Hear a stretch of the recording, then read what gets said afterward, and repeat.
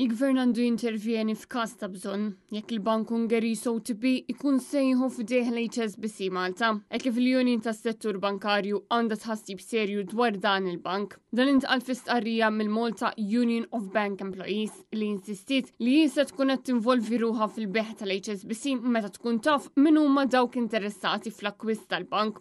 Fil-waqt li tennit id-dubi serji taħħa dwar il-bank OTP. Fl-istqarrija l-MUBE sostniet li l-Gvern għandu jintervjeni f'każ li jkun hemm bżonn biex jipproteġi l-interessi kif ukoll ir-reputazzjoni tal-pajjiż, kif ukoll jiggarantixxi t-trasparenza u l-ġustizzja b'mod holistiku u b'mod tangibbli.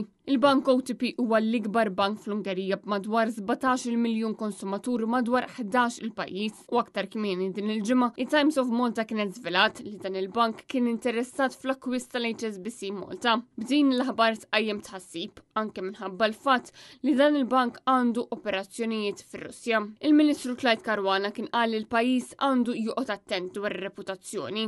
Dan wara li Malta spiċċat greylisted. L-OTP fil-modi kien ġi diskrit bħala bank li huwa sponsor tal-gwerra u jekk jakkwista l-HSBC f'pajjiżna din tkun l-ewwel darba li l-Bank Ungeriż jespandi barra l-vant tal-Ewropa.